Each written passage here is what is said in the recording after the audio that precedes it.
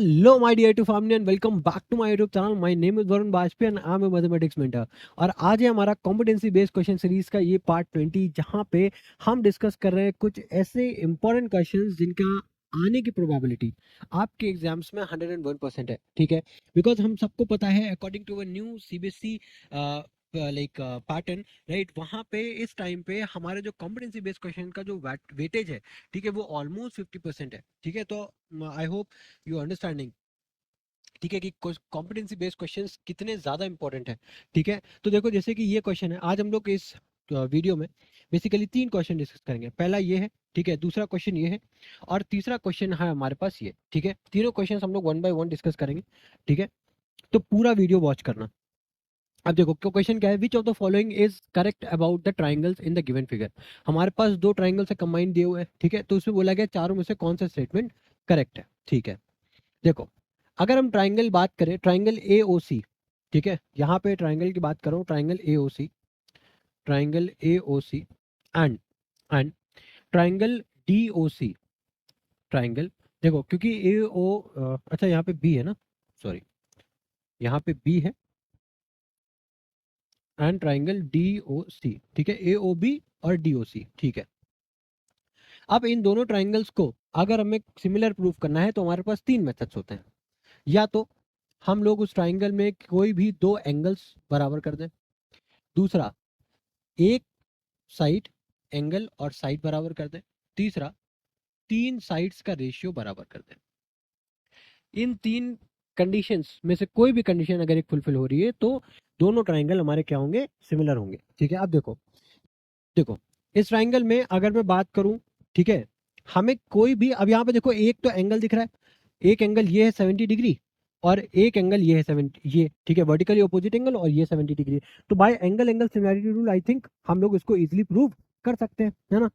तो यहाँ पे एक एंगल तो हो जाएगा angle A O B, angle A O B जो है वो बराबर हो जाएगा एंगल डी ओ सी के, ठीक है, गिवन है।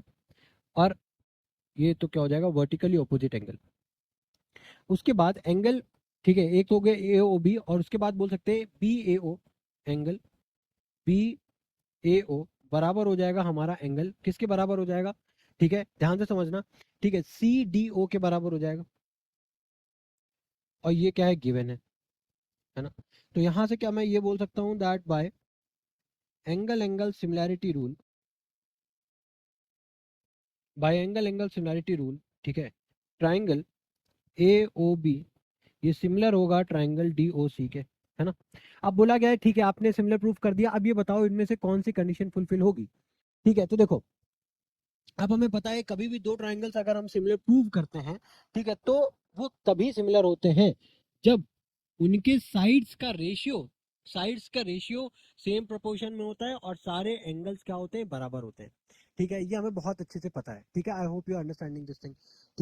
को अब जैसे यहाँ पे भी क्या है, ये दोनों ट्राइंगल सिमिलर हो गए, अब इनके जो साइड्स का रेशियो वो सेम प्रोपोर्शन में होगा। लेकिन ऐसा नहीं हम लोग कुछ भी लिख देंगे, जैसे यहाँ पे लिख दिया मान ले ए बी, है ना, वो कुछ भी नहीं लिखते हम लोग, एक सेम एक पैटर्न लेते हैं। यहाँ पे एओ ले रहे हो तो यहाँ पे डीओ लो, तो यहाँ पे ये लिख सकते हो दैट एओ अपॉन में डीओ ये बराबर होगा आपका ओ बी अपॉन में ओसी के, ओ बी अपॉन में ओसी, और फिर बराबर होगा जैसे बी ए अपॉन में सी डी।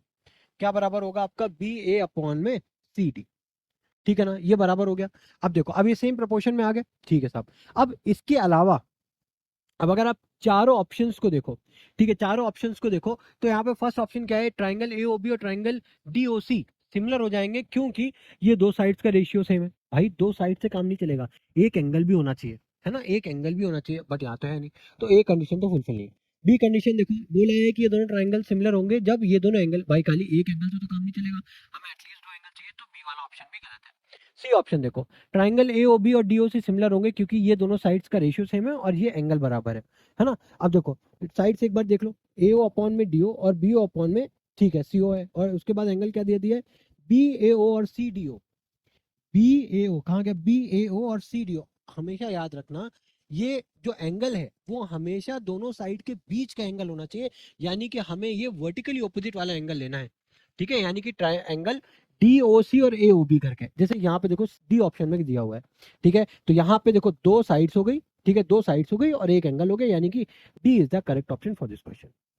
आई होप ये चीज समझ में आ रही होगी अच्छे से। ठीक है, नेक्स्ट क्वेश्चन देखते हैं। अब इस क्वेश्चन में क्या है, in trapezium P Q R S, P Q हमको दिया हुआ है 7 centimetre and P O upon O R and Q upon O S equal to 1/2। देखो हमें ऑलरेडी यहाँ पे क्या बोला गया, P Q R S trapezium given है, ठीक है, और यहाँ पे हमें 2 साइड्स का रेशियो दिया हुआ है। ठीक है, 2 साइड्स कौन कौन सी है, एक तो हमारा पी ओ अपॉन में ओ आर, ठीक है, पी ओ अपॉन में ओ आर, ठीक है, और इधर से क्यू ओ अपॉन में O S, Q O upon में ओ एस, तो ये फर्दर बराबर है 1/2 के। ठीक है, तो देखो हमें बेसिकली किसी भी दो ट्राइंगल को, किसी भी दो ट्राइंगल, सबसे पहले बात समझो, किसी भी दो ट्राइंगल को हमें सिमिलर प्रूव करने के लिए हमें 3 कंडीशन चाहिए। ये 3 कंडीशन में से कोई भी एक कंडीशन अगर फुलफिल हो जाती है तो हम उन दोनों ट्राइंगल्स को सिमिलर प्रूव कर देंगे। पहला तो है एंगल, एंगल यहाँ पे कोई 2 एंगल्स तो दिख रहे हैं, एक एंगल दिख रहा है, एक तो है पी ओ क्यू और दूसरा है एस ओ आर। अब हम क्यों यही 2 ट्राइंगल्स ले रहे हैं, क्योंकि एक है पी क्यू हमको गिवन है और हमसे पूछा गया एस आर की वैल्यू निकालने के लिए। तो अगर हम किसी भी तरीके से पी ओ क्यू को और एस ओ आर को अगर सिमिलर प्रूव कर देते हैं तो हमें पता है कि उनकी साइड्स का रेशियो सेम प्रोपोर्शन में होता है, तो वहां से हम लोग एस आर की वैल्यू इजीली निकाल लेंगे। तो यहाँ पे देखो एक तो एंगल है बट दूसरा एंगल नहीं गिवन है, यानी कि एंगल एंगल सिमिलरिटी रूल तो लगाएंगे नहीं। अब कोई भी 2 साइड्स गिवन है, यानी कि P O upon O R का रेशियो और क्यू ओ अपॉन में ओ एस का रेशियो, वो हमको फर्दर गिवन है, ठीक है। और उसके बाद हमको ये भी पता है कि एंगल पी ओ क्यू जो है, एंगल पी ओ क्यू जो है वो इक्वल है एंगल एस ओ आर के, है ना, एस ओ आर के गिवन है, क्यों, क्योंकि वर्टिकली अपोजिट एंगल है, तो वहां से हम लोग बाय, वहां से हम लोग क्या बोलेंगे कि वहां से दैट, यहाँ से मतलब S A S similarity rule से दोनों ट्रायंगल सिमिलर हो गए। अब जैसे ही हमने सिमिलर प्रूव किया तो भाई पी ओ और ओ एस और क्यू ओ और सॉरी पी ओ और ओ आर और क्यू ओ और ओ एस का रेशियो तो फर्दर बराबर है ही है, ऑलरेडी बराबर है। ठीक है, अब हम यहाँ से by C P S T, ठीक है, C P S T, C P एक होता था सी पी सी टी, ठीक है, सी पी सी टी क्या होता था, corresponding part of congruent triangle, यहाँ पे होता है C P S T, corresponding part of similar triangle. ठीक है, तो by C P S T हम लोग यहाँ पे ये लिख सकते हैं क्यू ओ अपॉन में ओ एस बराबर में क्या हो जाएगा आपका पी क्यू अपॉन में एस आर। ठीक है, अब यहाँ पे देखो क्यू ओ और ओ एस को नहीं, इसको लेना ही नहीं है, ये फर्दर बराबर है ना 1/2 के, तो यहाँ से हमारा काम चलेगा। तो हमें पी क्यू भी दिया हुआ है 7, ये 2 को इधर मल्टीप्लाई करोगे एस आर इधर आ जाएगा, यानी कि एस आर की वैल्यू कितनी आ गई अपने पास, 14 सेंटीमीटर आ गई। आई होप आपको समझ में अच्छे से आया होगा, यानी कि ये इज द करेक्ट ऑप्शन। ठीक है, नेक्स्ट क्वेश्चन। अब इस क्वेश्चन में देखो, given that triangle P Q R is similar to triangle B A R. अब हमको ऑलरेडी गिवन है that triangle P A sorry P Q R है, P Q R, P Q R ये similar है triangle B A R के। अब देखो कभी भी दो ट्रायंगल जब सिमिलर होते हैं, ठीक है, ध्यान से समझना, मैंने क्या बोला, एक तरीका होता है उनको लिखने का, उनकी साइड्स को लिखने का, जैसे कि यहाँ पे पी क्यू और इधर से बी है, पी क्यू अपॉन में बी है बराबर में क्यू आर अपॉन में ए आर, ठीक है, बराबर में क्यू आर अपॉन में ए आर, ठीक है, ठीक है, क्यू आर अपॉन में ए आर